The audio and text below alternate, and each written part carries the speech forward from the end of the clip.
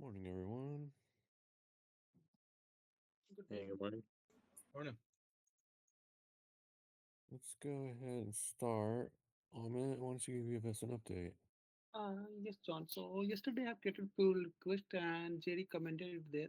So yesterday itself I fixed it, but he did not check it. And so today what I did, I deployed this code on QA branch and tested it, the batching of the notification. Okay. So it was not it was not working. So I made changes again and it has started working. Which So which one now was I it? Which one wasn't working? batching of the notification. But Group, all the batching? not all the batch, Zodiac one only. Just that one. Okay. Yeah, which one I work. So I fixed that one also, and now it's working. So we can test it, Todd. So I have added you in that group. So can you please switch to QA? We can test it with you. Okay, we'll do. I'll let you know. Hmm. Okay. So yeah, Sounds so good. yeah, that's it. And assign me some task. All right. Thank Sounds good. Thank you, Amit. All right. Jerry, let's get your update. Yeah. So yesterday we did the testing for the what's it called? The fingerprinting. I went ahead and did a couple tests on my iPhone, one on my Android.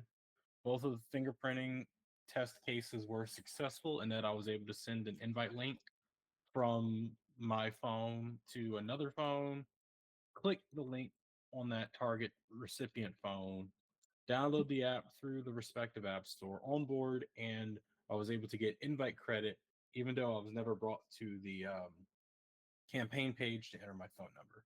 I had Todd do a test for it as well, so that looks good. Wow. Um, Fantastic. So in that scenario, it worked. We were able to maintain the information. It's based on the IP address, right? And the time frame. uh, IP address, Yeah. time frame, and also the size of the device to make it a little more specific. Oh yeah, that's right. Okay, great. Right on. So the test was successful. Yep. And That's yes, cool. yes, twice for me, and Todd was able to test successfully as well. Okay, very good. What would be next with this? Prior to implementation, just to, or maybe we are ready for implementation, but just to be safe. Well, this was a production build. Mm. Everything was in production. Right, right. So all this is really replacing is the green button invite link. Hmm. The pink button will still function as is. Right. Um, there's another one too, right? Like if we generate a link, for instance, campaign link, Hmm. those are also would follow this fingerprinting, right? Well, if we generate a campaign link, like one that's associated to a group or one that's associated to um, a user. Well, I guess either or. What about if we did it associated to a group? The group, I think we need one tiny change for it with the adding like a parameter that identifies the group, Okay. but it's essentially the same logic from there. Okay. Um, you need to do that on the back end or front end? We will probably need another front end change for it, but that'll also be updating the link that displays whenever you the link that displays when you like hit the group settings. We might want to make sure that generates from the back end as well. Right, right. Okay.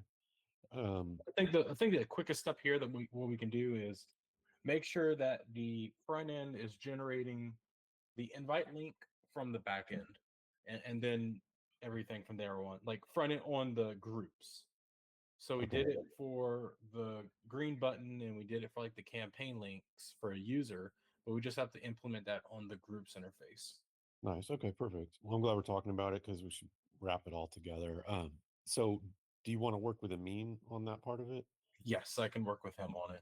Okay. Um, just an update on Facebook from our support case. I followed up yesterday saying where we stand. I have yet to receive a response.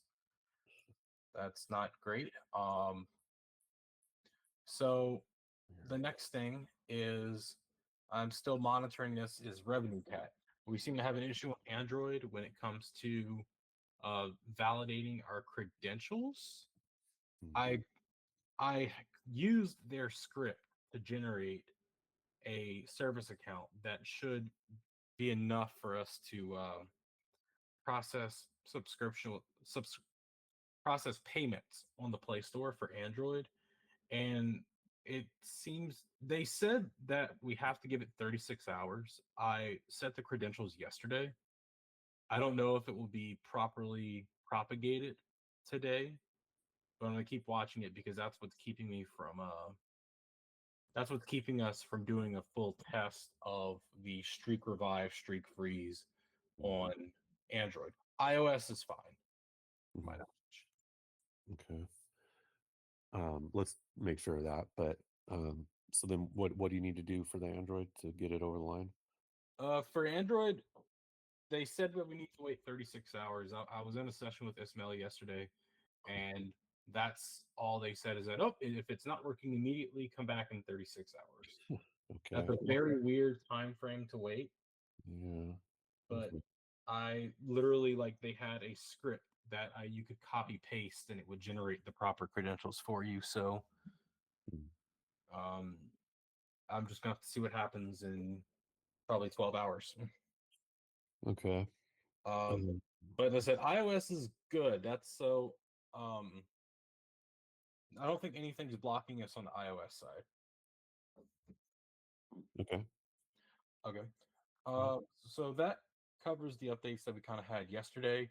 Today, something that I really want to work on is the like when we send out an SMS blast to get those statistics that you're looking for, like how many people unsubscribed, how many people clicked, those types of things. I need to get those types of things. I'll need to like pull Twilio. It'll be a Mm. little extra. Mm. Is it um, something you will ultimately be able to automate? yeah, well, I'm building kind of the automation of seeing, given an SMS blast, how many people clicked and how many people opted out without me having to just check Twilio. Perfect. Yeah. Okay. It'd be good to have that Yeah. readily available. Yes.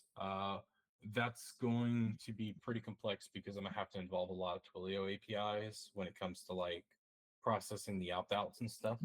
I see. So I'll just need a little extra time on that. Only other thing I know today so far is Todd and Danny are going to work with me on merging some groups. Uh, Merging, I guess, a bunch of sports groups into a single chat group, Okay. Right.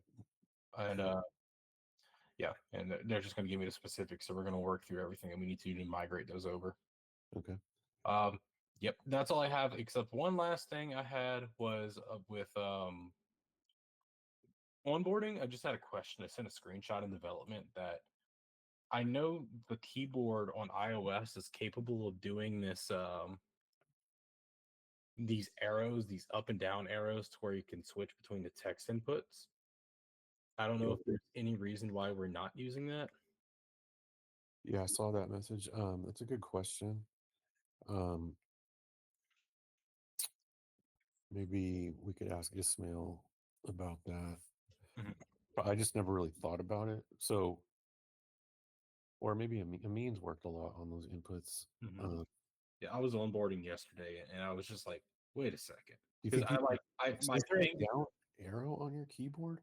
Yes, on iOS, when especially like when you're on web forms, there's in like usually if you're creating an account and you have to enter your first and last name or something or a whole bunch of input fields, Yeah. is I caught myself reaching for where that down arrow is after typing my first name. Okay. If I use iMessage right now I'm on my phone, It my has iMessage keyboard does not have that. it has to be a screen that has multiple text inputs. Okay. So if you go somewhere is like signing up for a website where you have to do an email and password, See. or like Amazon if you're entering your shipping information, like a screen where there are multiple adjacent text fields. Yeah, that's a thing, John. I think both for iOS and Android. It's called like Interesting. keyboard accessory view or input accessory view. So yeah, it's a thing. It's like to make the whole flow easier. So the user don't have to click on the next input. It's just like it's gonna be an arrow. Just make Okay. the next input focused by itself. And yeah, it's a thing for iOS and Android, and I can add it there. Okay. Is it you have to call a different keyboard? No. Like the same thing we it just called keyboard accessory view. It's like Oh, it just it's like added on top of the keyboard. that's It's really all cool. native. It's I'm not I'm trying to trigger it, and like I'm trigger not, it where. just like I'm going to different websites, like sign in and like Well, it's not like automatically there. It's like if the developer like have it there, then it's yeah, gonna be there. yeah. That's the reason why it's not in our app because we're not opting for those arrows. Um. Okay. Okay. So it's where are the arrows then? Like on the keyboard, like On top of the keyboard. on top of it. Okay. Like where like the authentication code would come in, like right there. No, this is gonna be only on the name screen Yeah, but because you know how like your native keyboard can display the authentication, the auth code, like right when you oh receive it, yeah, it's pops gonna be there. Yeah, it's that gonna be bar. Okay. yeah. So okay. Um. All right. Yeah. I guess if it's improvement and people would use it, then yeah, let's add it. Yeah, Okay. okay. Okay. Great. Thank you. Okay. Yeah. Good catch, Jerry. So what else you got? Yep, that's all I got. Okay. Sounds good. Okay. Well then, I mean, let's continue with you. How's everything going? Yeah, for me yesterday I was wrapping up like the PRs, so I can do a new build for my side. Also, I did remember how we fixed the issue for the stickers, but that was only for the old architecture. Yeah. I did the fix now for the new architecture as well. So when I'm gonna do a build, it's gonna be there too, because Okay. Nice. it needs a separate code for the new architecture. Like the native code that I did before, it was only for the old architecture. Now I did it for the new architecture as well. And yeah, and like I'm like right now in the middle of merging this since we have like Mergit has everything that we've been working on for the past weeks. So Mhm. now I'm merging it with my new architecture branch. There are some merge conflicts, of course, so I'm getting through them. I'm like cleaning up everything, and we can do a build by the end of the day for the new architecture. Okay. Great. So you're going to continue working on that today? Yeah, yeah, Okay. and also like working with Jerry on the other thing with the links and this new arrows accessory view for the keyboard. Okay. Perfect. Very good. Anything else you want to add? No, that's all good. All right. Thank you. Sounds good. All right. Ismail, let's get your update.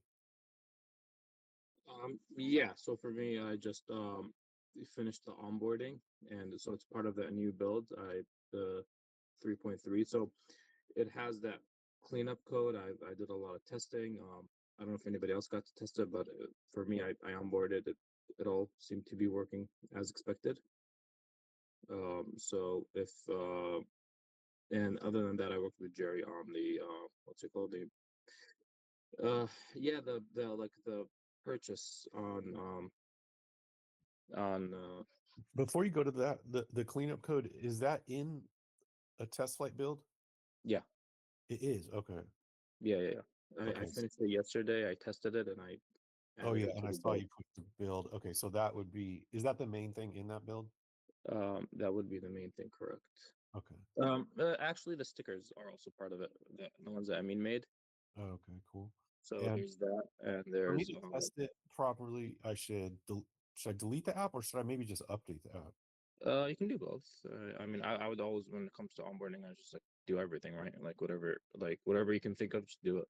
Probably update would be a more Well, you common. can try to update initially, and then Yeah. after And that, then, you can try to well, actually, after that you updating can it doesn't take me through onboarding is the only. yeah, but it shouldn't really affect logged in users just because it's like the changes are in the onboarding flow. Hmm. So so if you want to update first to test it, just to make sure it doesn't affect users, that's always a good idea. But if Yeah. but because after you update, you can always delete and re-download. So Yes, um, I'm gonna do that. And it's .03, right? yeah, it'll be .03. Okay, I'm updating. Um, Oh, yeah, much cleaner code. It's more accurate in terms of where things are updated in the app. So that hopefully gets rid of that problem we saw with, even though it's a small amount of users, but hopefully it gets rid of it. And it didn't add any special checks that maybe we don't need them after all. So we'll see. okay. Okay, cool. I will play with that a lot. I did update now, so I'm gonna try it by logging out and going through onboarding without a clean install and see if there's any kind of weird. And I also have Android users please to do the same, just to make sure it's all good there. Yeah, okay, I'll talk to Todd and Chantel about it. All right. Very good. What else you got going on? That's honestly where I finished yesterday. So today I can start taking on new tasks if anything is available or needs attention. Okay, great. We got a holiday coming up tomorrow, so I won't jump in anything too crazy. Maybe Yeah, you can always Slack me anything that comes to mind, or if anybody has any bugs that've been pending. yeah, I'd like to keep with foundational type repairs for now. Yeah, let me go through some things and think about how best. Is there anything you can think of that would require a collaboration between you and Amin regarding the new architecture?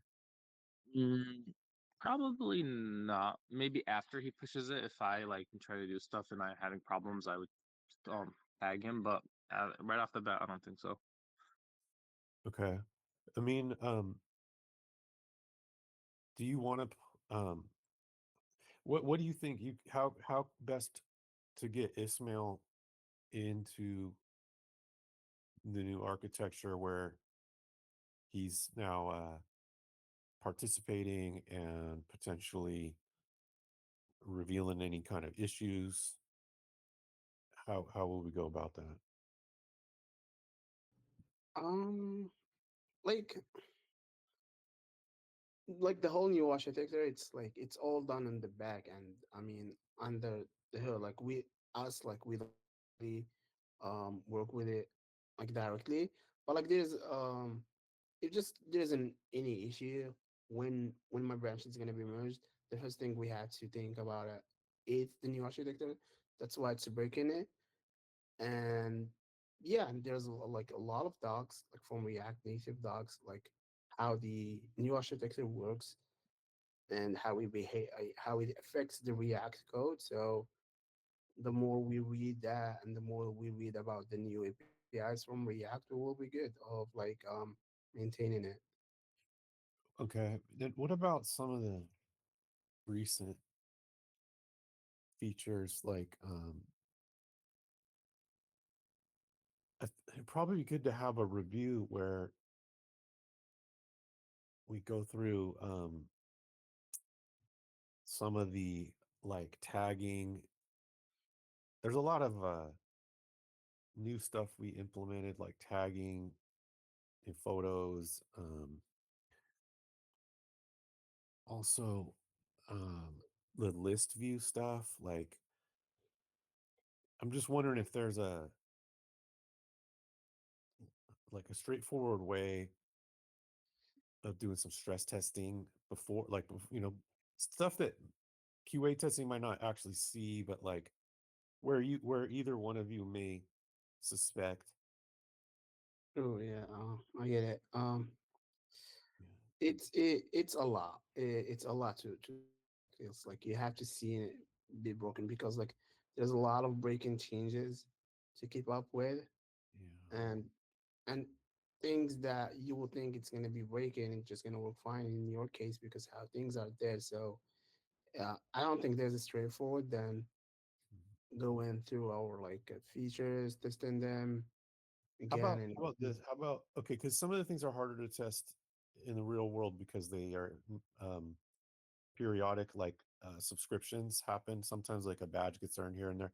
Like, what about some of the subscription related stuff, like testing? How, is there? I mean, it might be better for you guys to test it in the new architecture because you guys implemented it, including with Jerry's help, probably like stuff like that, maybe.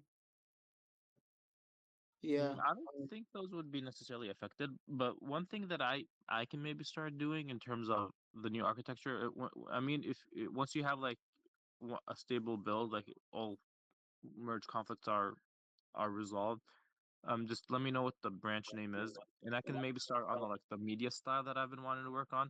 Since now it's like super close to being finished in the architecture, I can probably start on it and just keep it up to date.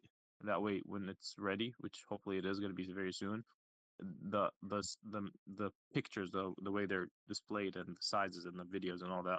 That's perfect. That's great. That is a perfect example of I couldn't quite get it from my memory banks, but yes, something like that where I know it's been on the back burner.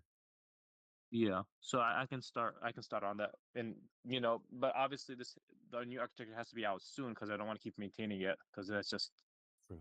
Yeah. every time something changes I have to go and maintain it.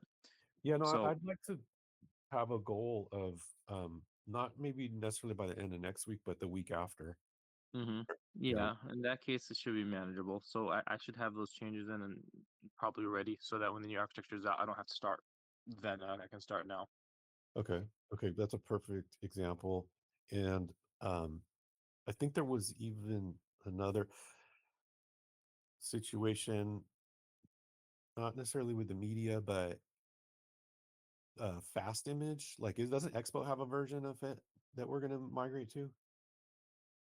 Yeah, there Mm, is mm, like one from Expo for images, but like I tried it when I was I can try it again and see if it's all working. It's like because the fast image one it's not maintained anymore, and there's this one by Expo. I tried it. There was like a lot of issues that I've noticed That's right right. after that.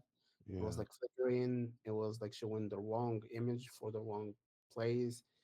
And yeah, that was like 2 months, 3 months ago. Maybe it got fixed. I can try it again and see. But like I'm not using the so so the fast image, the community, like the one that we've been using, it's not maintained anymore. But the community like made a fork, which is like basically a copy of it, Hmm. and it's maintained by the community. It's like it's well updated and has everything that we need. So that's what I'm using. You're currently using that in the new architecture. Yeah. Okay. And you're satisfied so far? Yeah, it is the same old fast image, it's just like it's maintained. If there's any bug reports, like the community works on it. And Mhm. yeah. What do you think as far as if you had to guess which way we should go? I guess you got to test Expo first, but do you Yeah. eventually we I should would, be moving? yeah, I would say I would like to use the Expo one just so we can stay on the Expo universe, Yeah, the whatnot. Expo family. Yeah. Yeah. But yeah, we have when we're gonna migrate it, we have to test more again and all of that. And I didn't want to do it like the first thing because it's gonna be breaking a lot of other stuff. So I just used the other fork maintained fast image because it works with the new Mhm. architecture. Okay. Do you want to test that today? Mm.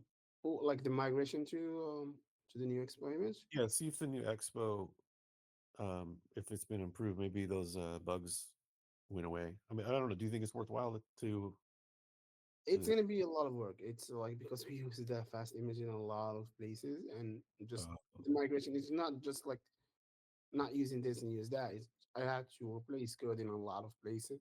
oh, I see. So did you originally start with Expo? Is that how you tested it the first time? Yeah, I started with Expo, and I went and I replaced every place where we used the fast image with Expo Uh, without really testing it. And it's like it took a little bit of time to get it there. And after like I finished working on it, I was seeing issues, uh, and we did a build and we saw issues with it. Like it was like flickering and also showing the wrong image. Even like you're giving it the right image, but it shows the wrong image. Okay, that's not good. Well, Yeah. did you have a branch like still on the side where you had all those code changes? No, no, and even if I do, it's not it's not gonna be viable to have it It's with out my current branch because it's gonna be a lot of differences, a lot of merge conflicts. It's not worthwhile to there. I see. work Okay. on it. Okay. Okay. Then maybe we keep that on ice for now. um,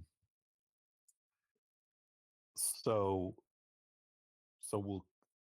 we should probably just continue with the fast image that's been branched.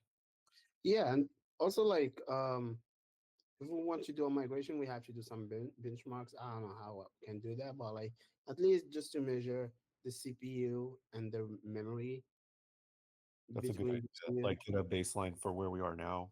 Yeah, yeah. Like it might be looking good, like no flickering or nothing, but it might be like throttling our app because it consumes a lot of stuff that we don't need. Because I know Expo Image uh has a lot of advanced stuff that we might not need. Like it just additional stuff that it might like throttle your app if you're not cautious with it. Mm, So yeah, two things like we want to go with the experiment. We have to test first works fine, no weird side effects. The second, like it's not making the app slower or the phone warmer because the spikes CPU or memory. right. Right. Okay. Okay. Well, maybe you could get a help us get a baseline for where we are Hmm. before we migrate. If we and even if we migrate, I mean, what's the community saying about the new Expo version of Fast Image? Well, it's not like a version of fast image. Like they have An their alternate, own yeah. version. I Yeah, meant like alternate. yeah. Um, like I like no one like it's not like no one complains, but like it's not like everyone saying like it's bad. Thing. It's So, good. so people have implemented it with no problem. Yeah, yeah. It just again with every project there's different issues. Yeah, we have a lot of Like things that could affect it. yeah, we have a lot of things going on. We have a lot of things. So Right. I think something else that could use more memory images is one of them. Like you have to be cautious with your images because it's gonna use a lot of resources. You have to be cautious with what you use it. Yeah, makes sense. Okay. Um, okay. I feel like there's another thing also. Remember we talked about this is a couple weeks ago. We said, okay, well, I guess we just kind of have to wait for them to update it. I don't know, maybe it was this Expo image thing, or was it a different, maybe it was with Shopify's flash list. Like we're waiting for them to update something. Do you remember that? Maybe with the flash list, but we fixed the issues we were having with flash list. Okay, so yeah, that Yeah, sorted yeah, we fixed it. out. Okay, was there another library that were there's Um, Sentry, there's a separate thing, but like, was there another library that we're kind of hoping like, well, maybe the timing will line up by the time we're Maybe ready. reanimated because we're not using the latest reanimated. Still, we're Mm, still using the same version we're using. okay. When was the Maybe last time we checked on that? when I tried to update it to the latest, it was a lot of things breaking up, a lot of things not working because we're using version 3. The new version is version 4. It's a major upgrade that works with the new architecture better, but it has still a lot of breaking changes. So Hmm. I can think of like a lot of issues. And I was like, okay, it's like, and there's like other like performance issues, like because yeah, I've seen it like in Twitter, like people like having those performance issues, and Reanimated did a way where like they have it not like a fix for it, but like give the developers the option to toggle on and off like some features for Reanimated. Hmm. Want to use the latest version, but make it work as it was before. So they have these like toggle on off options that maybe will fix that for us without like us doing a lot of work until like we migrate slowly to the That's hmm, latest. that's convenient if it works Yeah. as advertised. And you're saying it was causing the new one is causing performance issues, or their whole Yeah. goal was to fix performance issues from before? And it was causing performance issues with so when people like upgraded to the latest version, Mm. their code was written with the old version, so it should just work. But it was working, but it was causing performance issues. That's why they got the toggle implemented. Yeah, I see. Do you think it'd be a good idea to investigate upgrading yeah, or yeah, reacting it or yeah, reanimating? Okay. yeah. Okay. Okay. Cool.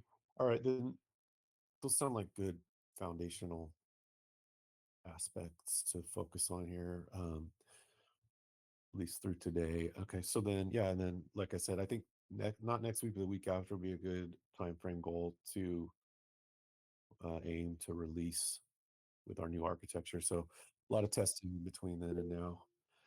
Mhm. But, I think we can do. I think we're getting close. And there's the lotties are the ones that make me the most nervous because they lurk everywhere. I just have to do a lot of testing with it. But okay, anything else you guys want to add for now, or questions or anything like that? Okay, if not, we'll we'll leave it here. I'll be around. We're working on the final stages of we're moving our crowdfunding platform from we've been with WeFunder for the last few years, but we're moving to Start Engine, which is like a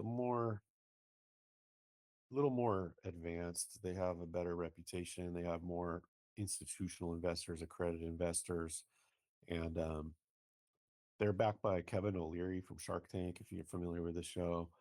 And so they have this good reputation. And also, we're doing a priced round to get not get too technical, but it's kind of a graduation for our project. So this is something our shareholders, our investors, we're going to feel like is a step up because in the past they weren't really buying shares; they're buying safes, which is an instrument that converts to shares when you have a priced round. And there was all this confusion because not everybody's a sophisticated investor, so they didn't know what safes were. So doing this priced round with Start Engine now graduates us and creates it converts all the safes to shares.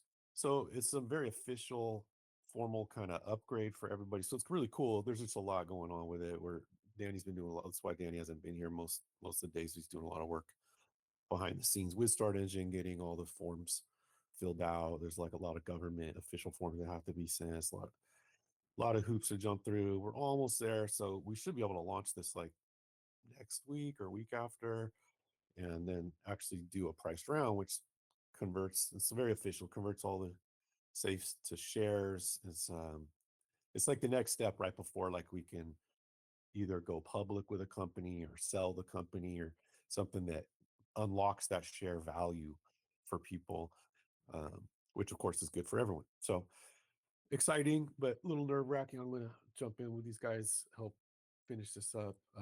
But anyway, if you guys need me, just let me know. I'll be around, and I'll be working on that. And then, of course, next couple days, enjoy some time off. And if I don't hear from you guys, have a great long weekend.